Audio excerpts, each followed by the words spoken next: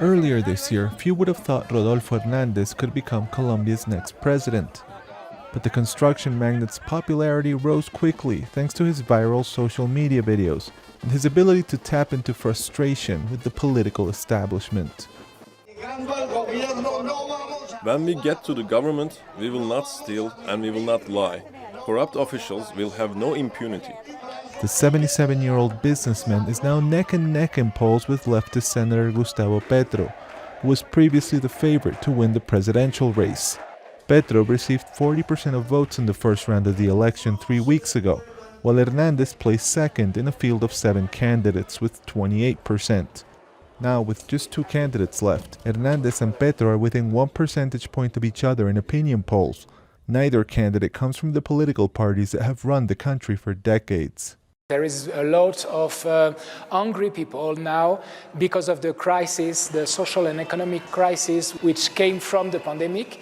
So both candidates now are in some way critical about the political system and the incumbent government now in this election.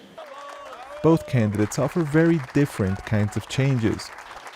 Hernandez says he'll cut wasteful government spending, reduce the number of ministries, and even turn the presidential palace into a museum. Petro, meanwhile, says he wants the state to have a bigger role in the economy. The senator plans to increase taxes on corporations, boost social spending, and renegotiate a trade deal between Colombia and the United States to benefit local farmers. Peace is only possible with social justice. It is only possible by building a society where people have their rights guaranteed and where working folks can live with dignity. But critics fear that Petro's plans to raise taxes will drive investors away, and that higher government spending will threaten Colombia's economic stability. When you govern, you must be aware of how much you're spending and how much is coming in. We need someone with a business approach. Petro supporters say their candidate has more experience in government. They're worried that Hernandez's plans to cut state spending could hurt millions of people who depend on welfare programs. We have been fighting for years for our rights, and if that is threatened by Hernandez, I think there will be big protests. There could be violence if he wins.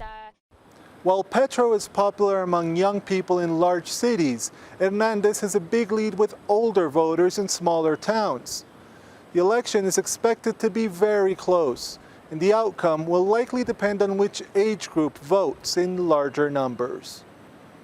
Manuel Rueda, TRT World, Bogotá.